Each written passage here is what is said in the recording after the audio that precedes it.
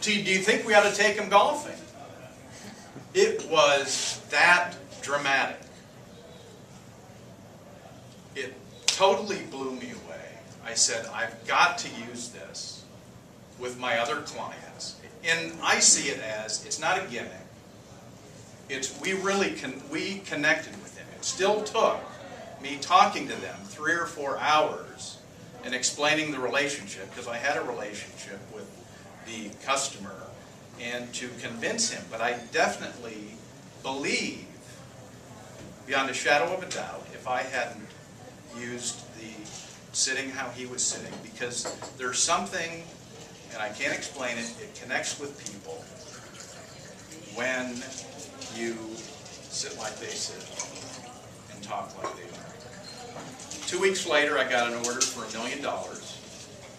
We got 3 more orders over the next year and a half. So believe me, I was a believer at that moment.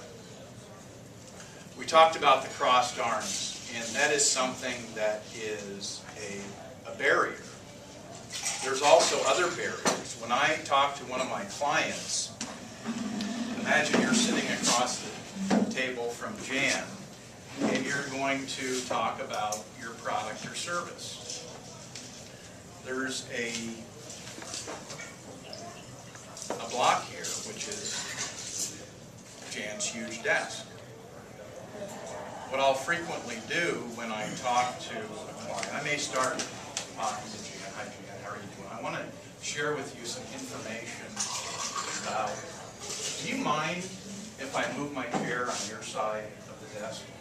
So we can, it's a little bit easier to read if we're on the same side. So now, what I'm doing is, I'm on Jan's side. And we're on the same team, and I'm going to share information with her. It's not going to close every deal, but it's something that truly I want to understand what's going to help Jan. I'm going to sit here and say, okay, let's talk about this for 20 minutes.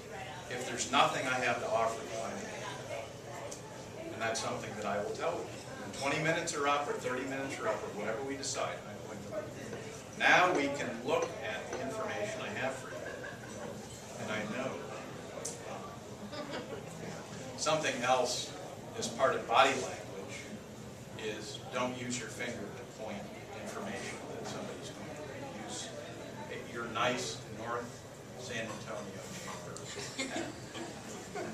And so I'm going to talk with Jan about that's also part of body language.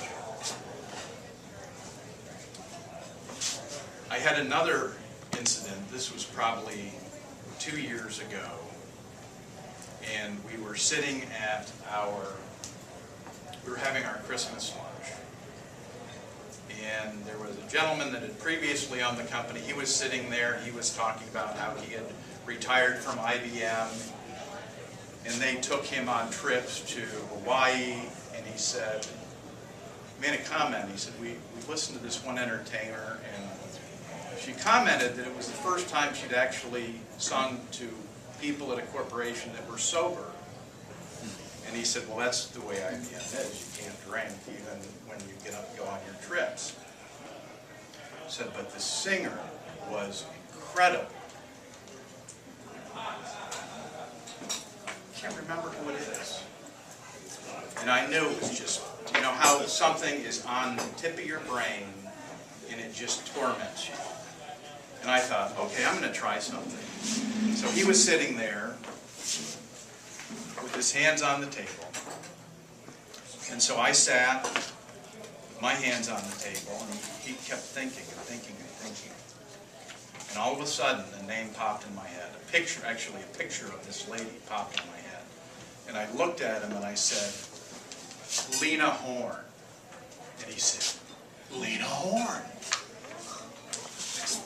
I was first thinking, is this guy going to think that I'm crazy if I say this? And I said that, and he was like, how did you know? I said, I don't know, somehow you sent it to me wirelessly. A lot of us probably also spend a lot of time on the phone. Does everybody spend a lot of time on the phone? Yeah. Everybody just, for a moment, slouch in your chair. Slouch a little bit. Get comfortable. With my wonderful shoes. Imagine that a project you've been working on is about to come to pass, and you see the caller ID on your phone pop up, and it's your deal for $1 million. Are you going to stay back like that? Or are you going to sit up straight? Probably jump. Right? Jump and go, I got it. Your level of enthusiasm. Yes. There's something about body language when you're even on the phone. This is something that sometimes getting on the phone and making phone calls is not the most exciting thing to do. But you can psych yourself up by changing your body language. Put your feet on the floor, sit up straight, pull yourself close to your desk, and change the way you're thinking. And say, I'm going to get on the phone, and I'm going to dial for an hour, or I'm going to call for 2 hours. When I was an inside sales manager, we would call it smile and dial. On everybody's monitor was a mirror. And every morning for an hour, each person was going to smile and dial. And I would go up and I would say, are you smiling? Because people can see you smiling over the telephone. You change your body language, you're changing your communication, you're becoming more effective with your clients. You're connecting with them in ways that you really don't even know. It's not just about, you've changed your body language, obviously you're talking to them on the phone. But it's very important. I talked a little bit about, I'll go back to this again, and that's kind of the common people with their arms crossed. Linda, will you cross your arms for me? Linda is so difficult to deal with. Everything is no. She is unbelievable. The next time you see somebody with their arms crossed, just for the fun of it, doesn't have to be somebody you're trying to sell a product or service to. If you see them, just go up to them and cross your arms. Hey, Linda, how are you doing? Okay. Yeah, I can tell. If she doesn't uncross her arms, hand her something. That's the main. So they have no choice but to grab the piece of paper. I want my paper. Yeah, I know. That's a little information about body language. If you'd like to talk about it more, or other sales principles and techniques, let me know. But remember, everybody say this with me.